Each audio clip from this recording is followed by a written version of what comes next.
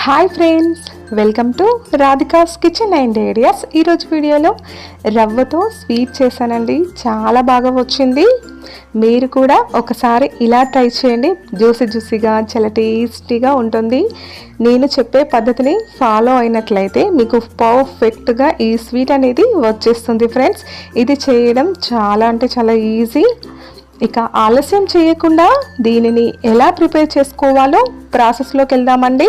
ముందుగా stove on చేసుకొని ఒక కడాయి పెట్టుకొని అందులో 1 టేబుల్ స్పూన్ నెయ్యి వేసుకోండి. ఈ నెయ్యి మొత్తం మెల్ట్ అయిపోయాక ఇందులో 1 కప్పు రవ్వ వేసుకోవాలి. నేను ఈ కప్తో మెజర్మెంట్ చేసి తీసుకున్నాను ఫ్రెండ్స్. ఇలా ఈ రవ్వను ఒక 2 నిమిషాలు మంటని లో ఫ్లేమ్లో పెట్టుకొని దీనిని వేయించుకోవాలండి. రవ్వ ఎక్కడ మాడొద్దు, మెల్లిగా వేయించుకోవాలి. ఇలా ఒక 2 నిమిషాల పాటు రవ్వను వేయించుకున్న తర్వాత మనం ఏ కప్తో అయితే రవ్వ తీసుకున్నామో అదే కప్తో 1 కప్పు చిక్కటి పాలు తీసుకోవాలి. ఈ పాలను ఇందులో వేసుకోండి. ఇలా కొంచెం కొంచెంగా వేసుకుంటూ కలిపేసుకోండి. ఇప్పుడు ఈ రవ్వలో పాలు మొత్తం కలిసేంత వరకు కలుపుకున్నాం కదా, మనకు దగ్గరికి వచ్చేస్తుంది అన్నమాట. చూడండి, ఇలా దగ్గరకు వచ్చాక ఇప్పుడు దీనిపైన మూత పెట్టుకొని ఒక 2 నిమిషాల పాటు పక్కకు పెట్టేసేయండి. 2 నిమిషాల తర్వాత చూస్తే చూడండి, మనకు ఇది అంతా మెత్తగా అయిపోయి ఉంటుందన్నమాట.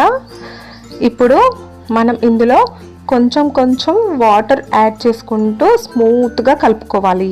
మనం దీనిని ఎంత సాఫ్ట్గా కలుపుకుంటే మనకు స్వీట్ అనేది అంత పర్ఫెక్ట్గా వచ్చేస్తుంది అన్నమాట. అందుకనే ఇలా కొంచెం కొంచెం వాటర్ యాడ్ చేసుకుంటూ ఇలా సాఫ్ట్గా కలుపుకోండి. ఇలా కలుపుకున్న తర్వాత దీనిని ఒక ప్లేట్లోకి తీసుకొని ఇలా మనం పూరి చేసుకుంటాం కదా ఫ్రెండ్స్, ఆ సైజులో కొంచెం పిండిని తీసుకోవాలి. ఇలా తీసుకొని చేతికి కొంచెం ఆయిల్ రాసుకుంటే ఎక్కడ అతుకకుండా ఉంటుందన్నమాట. ఇలా ఒత్తుకొని మనము పూరి తీసుకునే జల్లిగంట ఉంటుంది కదా ఫ్రెండ్స్, దాంతో ఇలా పెట్టేసుకోండి. చూడండి ఎంత పర్ఫెక్ట్గా వచ్చేసిందో స్వీటు. ఇలాగే ఇంకొకటి కూడా చేసి చూపిస్తాను చూడండి. ఇలా చేతికి ఆయిల్ అప్లై చేసుకొని ఇలా అరచేతుల మధ్యలో పెట్టేసుకొని ఉండలా చేసుకొని ఒకసారి ఇలా ప్రెస్ చేసుకోండి. మనం పూరి తీసే జల్లిగంటతో ఒకసారి మిడిల్లో ప్రెస్ చేసుకోండి, సరిపోతుంది. చూసారు కదా ఎంత ఈజీయో. ఇలాగే అన్నింటినీ ప్రిపేర్ చేసేయండి. చాలా ఈజీ కదా ఫ్రెండ్స్.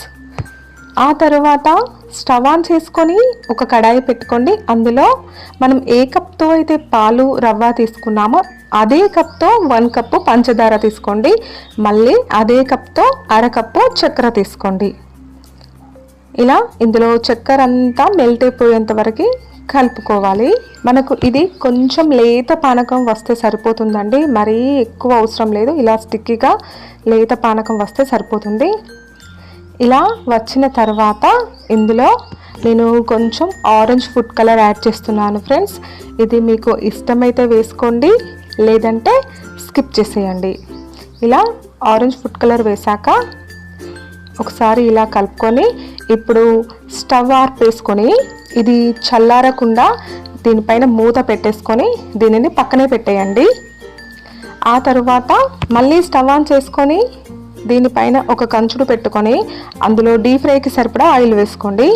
ఈ ఆయిల్ వేడిగా ఉన్నప్పుడు ఆ తర్వాత మంటని మీడియం ఫ్లేమ్లో పెట్టుకొని ఇందులో ఒక్కొక్కటిగా వేసుకొని డీప్ ఫ్రై చేసుకోవాలి. ఇవి వేసిన వెంటనే ఇందులో గరిటె పెట్టద్దు ఫ్రెండ్స్, మళ్ళీ వీటిని మీడియం ఫ్లేమ్లోనే డీప్ ఫ్రై చేసుకోవాలి.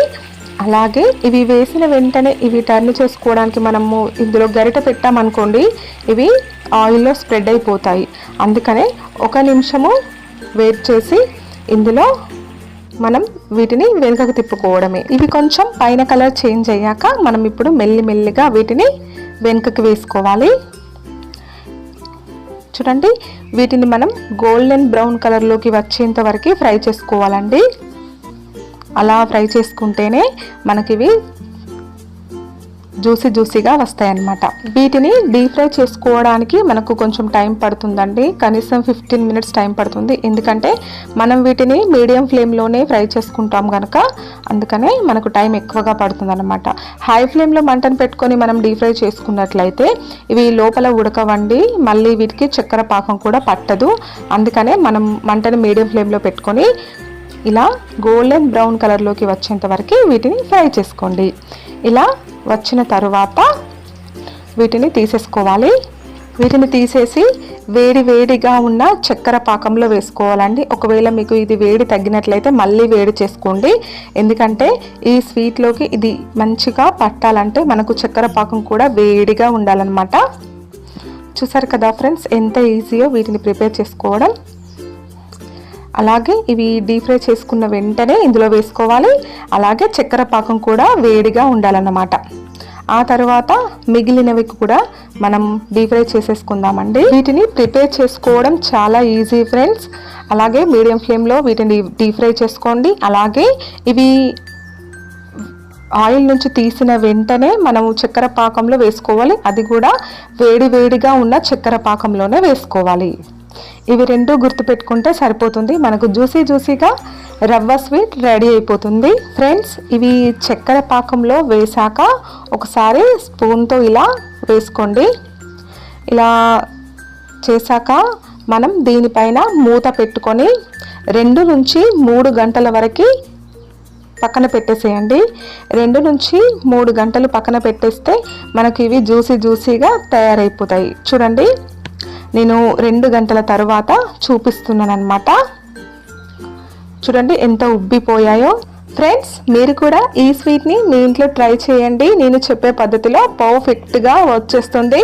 ఇది చేయడం చాలా అంటే చాలా ఈజీ కదా ఫ్రెండ్స్, మీకు ఈ వీడియో నచ్చింది కదా, అయితే ఒక లైక్ చేయండి. మీ ఫ్రెండ్స్ అండ్ రిలేటివ్స్కి కూడా ఈ స్వీట్ని షేర్ చేయండి. అలాగే మీకు ఈ వీడియోకు సంబంధించి ఎలాంటి డౌట్ ఉన్నా నాకు కామెంట్ చేయండి, నేను తప్పకుండా రిప్లై ఇస్తాను. అలాగే మీరు నా ఛానల్ని ఫస్ట్ టైం చూస్తే సబ్స్క్రైబ్ చేసుకోకపోతే సబ్స్క్రైబ్ చేసుకొని పక్కనే ఉన్న బెల్ ఐకాన్ని యాక్టివేట్ చేసుకోండి.